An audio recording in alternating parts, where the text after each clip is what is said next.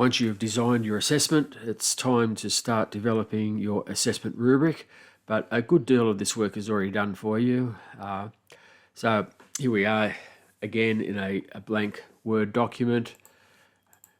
Just make a few minor changes to make this assessment rubric work. The first thing we're going to do, of course, is we need to give it a title.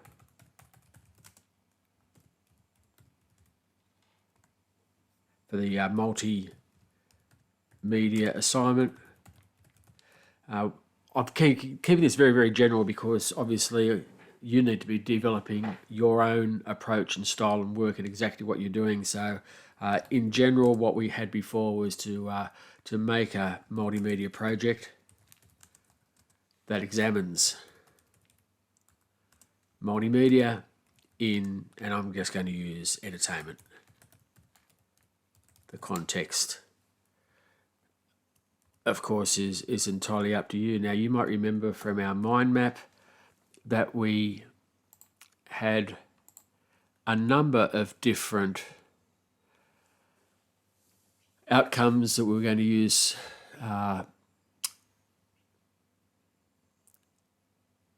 You might remember from the mind map we had 5 different outcomes that we're going to be assessing in this particular assignment. So I set up my rubric with 6. Always do one more than you need. So 6 rows, 1 per heading, and then the 5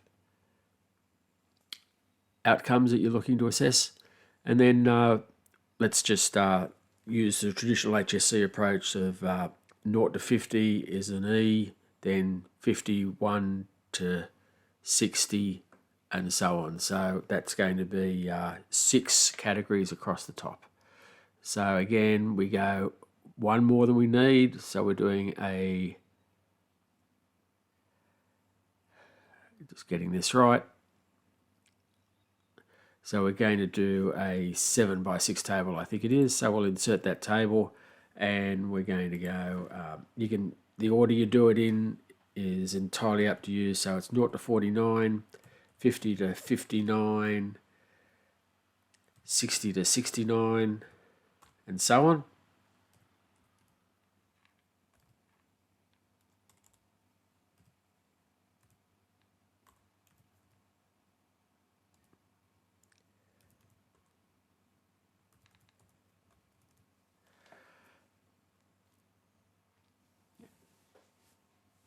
And then down the side, we have the relevant outcomes. We were doing 3.1 was one that we were doing.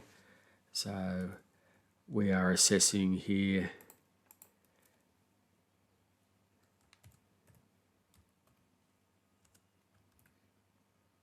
and then 3.2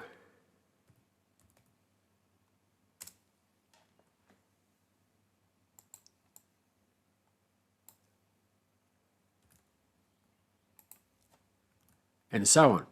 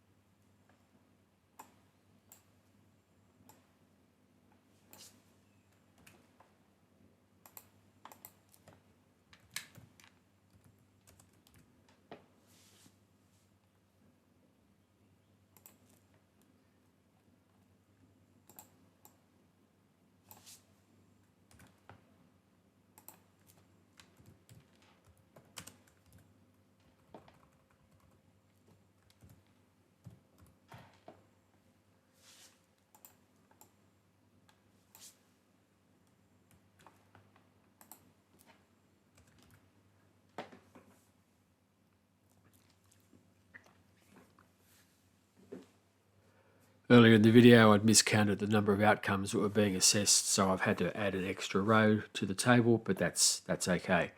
Now, I'm not going to do the full rubric, but this just gives you an idea of how you actually I'm not going to do the full rubric, but this is designed just to give you a bit of an idea of how you might construct your own assessment rubric for this particular assignment. So, to evaluate and discuss the effect of information systems on individual, society, and the environment. That is the specific criteria you're looking for. You can usually take the outcome and copy it, and then use words to modify the meaning so that it describes a poor performance. For example, rather than evaluating, and remember with Bloom's, to evaluate something is actually a higher order skill. So if they're doing evaluation, they are likely to be up in the higher order area of their grade. So I would eliminate that word from a failure.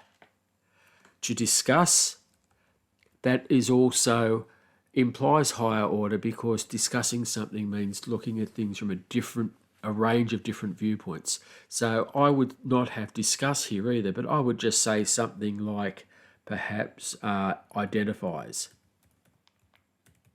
which is a comprehensive skill. You see it and you go, oh yeah, I can see it there, and they write something about it, but they actually haven't discussed it. They haven't looked at it from different perspectives. They haven't evaluated it. So they identify the effect of information systems on. And now, have a look here.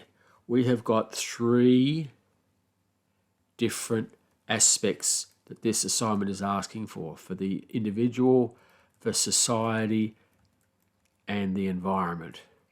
So what I would consider as a fail would be to identify the effect of information systems on any one of the individual, the society, or the environment. So if they can do it once, they've made some progress, but it certainly isn't addressing this outcome very well.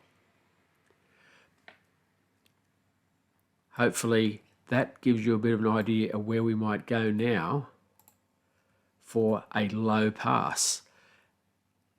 You might not evaluate, but you might identify and discuss the effect of information systems on any 2 of individual, society, and the environment. Can you see that that is a higher level than the fail?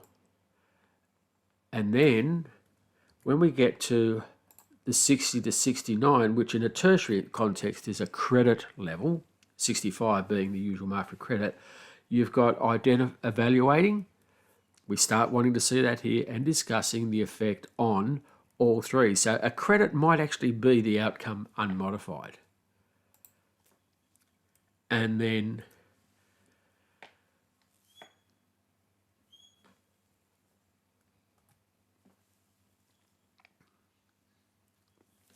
so what I think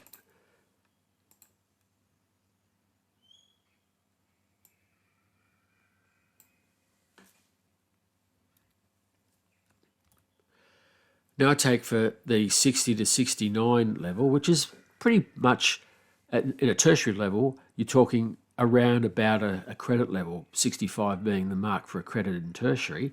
So what we're looking for here is we are looking for some evaluation and discussion of the effect.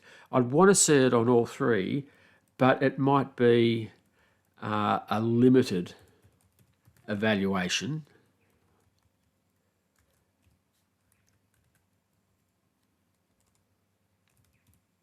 and discussion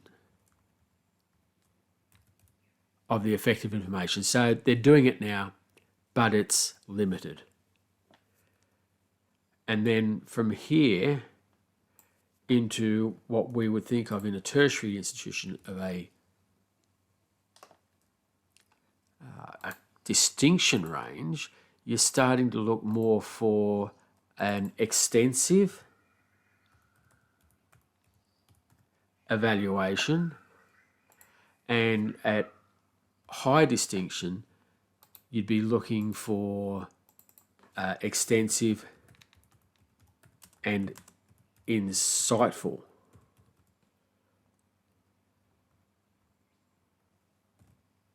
evaluation of the effect of information systems. And then at level 10, you'd be looking for extensive and insightful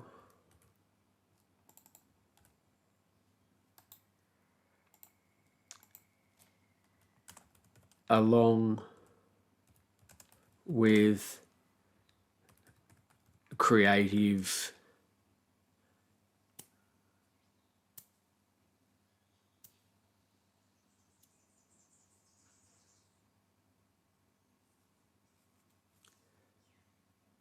proposals for the future of multimedia in entertainment. Now just have a look at that. Can you see how we've taken the outcome and we have talked about the outcome in increasingly sophisticated and, in terms of Bloom's, at a higher level of addressing the outcome. They're showing higher order thinking skills. And you do that not just for this one outcome. You start doing it for all of the outcomes. The students are given this so they know what's wanted. They've got the question to answer and they've got the rubric. So when they submit their work and you start marking it, what you do is on your first read through, you actually say, we're in here somewhere. And this would look familiar to anyone who has had me before or seen me mark an assignment. Now, where exactly do they sit in that mark range is then determined by the quality of that limited evaluation. Is it almost extensive, but not quite? Or is it only just limited or almost not even that good? Well, if it's almost not even that good, you're looking at a 60 or a 61. But if it's almost extensive, you're looking at a 68 or a 69. And so you start breaking down the rubric and allocating marks in that way. Now, of course, the problem with that is it does atomise what the students are after. And I often like to have that flexibility within each category of the rubric, because sometimes I'll look at it and overall I'll say, you know, when I read that, I thought it was actually really good, but looking at it in this atomised way, it's coming in as just a pass. And so what I might do is I might start saying, well, if I give the passes the 59s, and I might be able to see if there's just one or two where I can give them a credit and give them a mid-range credit, and that will get them into that credit area. Now, I'm using credits and distinctions here because that's my world, but for you as a school teacher, you're thinking in bands. And so if I were to translate this into an HSC one, which I really probably should have done, you're looking at a band up here.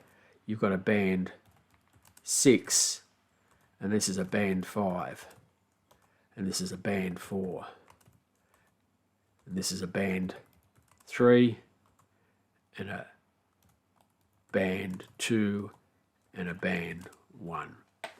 And that, I hope, now starts to give you a little bit more of an insight into how you will develop a rubric that reflects the assessment task and that reflects the outcomes that you have chosen to assess in this assessment task.